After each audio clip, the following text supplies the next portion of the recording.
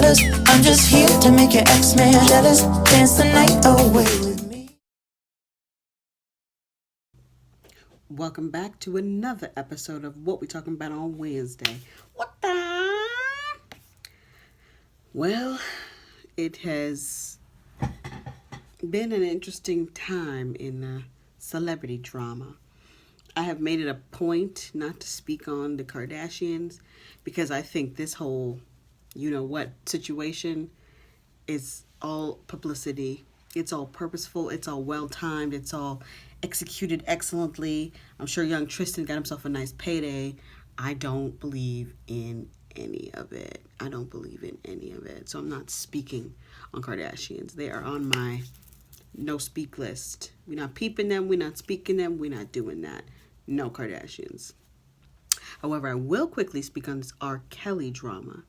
Now, today yesterday we were getting some clips of R.Kelly for the first time speaking with Gayle King on Good Morning America about, CBS This Morning, about what's been going on and how he feels about it. And just like how I don't have much by way of sympathy for the Kardashians, I do not have much sympathy for him as well. Watching him have his emotional outbursts, I think he really did, and I said this in my past video, I think he believed he was going to get away with it. Always. He was always going to be, and he talks about himself in the third person sometimes. I really believe that R. Kelly believed that he was untouchable, uncatchable, and he kept saying things like, I've already been, they've already tried to charge me on this. They can't charge me again. I don't think he understands how double jeopardy works. This is new evidence. These are new victims. This is a whole new trial. But R. Kelly has yet to, and when he does, if I was in his shoes, my thoughts are everywhere. If I was in his shoes and the walls were closing in around me, I would be like, I'm sorry. At the very least, apologize for your behavior. But instead, all he does is vehemently deny. And that's what I'm sure someone has told him. Someone on his legal counsel or someone in his camp or someone in his ear behind him, they said, deny everything. Deny. Even though the proof is constantly stacking up. He wants to he has it in his mind that people are out to get him. Why would people just choose you? What as Gayle King asks him, what makes you so either likable or dislikable or unlikable that people will want to come for you in particular?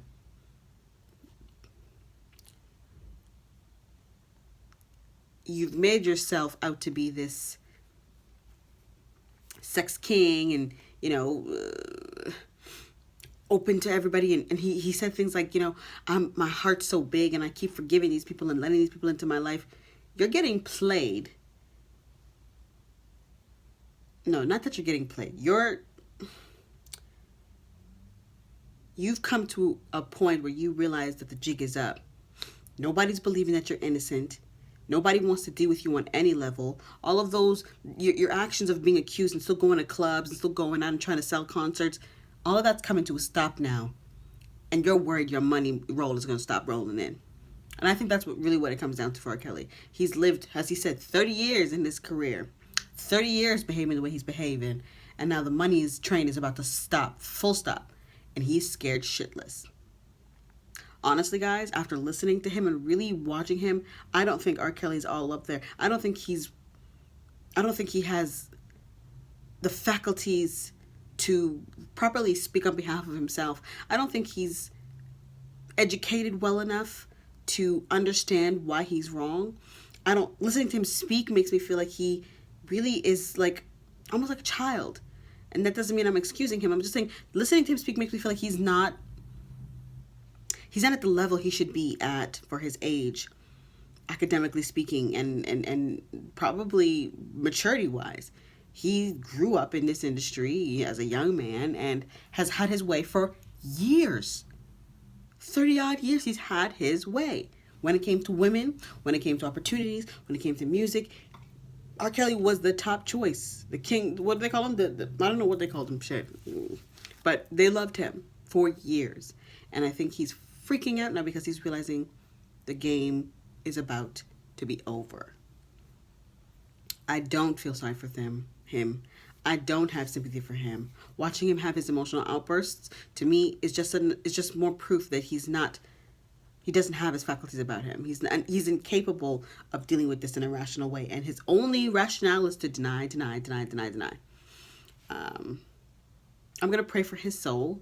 I'm gonna pray for his peace of mind. I'm gonna pray that maybe one day, maybe tomorrow, he'll wake up and realize I need to admit my wrongdoings and face my consequences, because I had a good ride.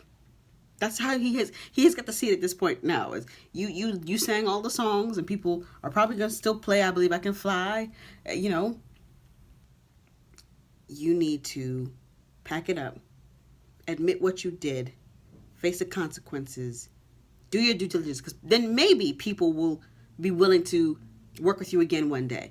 But if you keep playing this I didn't do it game, and you've got a list of women, as tall as the sky, saying that you did this, you did ABC. I mean, if it comes out that you're completely innocent and this has all been employed to destroy you, I will apologize. I'll find it hard to believe, because what makes you so special, but I will apologize. But in the meantime, you need to apologize, Robert Kelly. You need to sit down and really think about your actions and what you've done and how you've affected people. You're one man, but you've affected so many people's lives, people's families' lives, people's everyday lives, with their relationships with people that they go through life with now. You need to be held accountable, and you need to come to grips with your actions. Your emotional outbursts, as Gail said, to me makes me feel like you're trying to play the victim now. They're all coming for me. They all want to get me. They all want R. Kelly's money. There's bigger fish if they really were trying to get people's money. You are who you are. You are a predator. You've done what you've done. You need to acknowledge it. And that's my piece on R. Kelly. As for the Jussie Smollett situation, I haven't heard nothing about him since it's been found out that he's a liar. What do they say? He's a liar, he's a cheater, he's a deceiver. Yeah, I don't have much to say on Jussie Smollett. And I guess that's pretty much it. This week has been, or last week in, drama has been mostly the Tristan Thompson, Khloe Kardashian, and Jordan Woods-ish. Red Table Talk, Jada Pinkett getting involved. I'm not with it. I'm not with Kardashians. I'm not with them. Everything they do for me is calculated and is about money. That's why they're so stacked. That's why they have money to do nothing. Because they spend their time spinning stories. I'm talking about them. I'm done. Anyway, y'all, this has been another episode of What We're Talking About on Wednesday. Tonight is the Big Brother Canada premiere. You gonna be watching? I'm gonna be watching. So I'll see you then. Bye.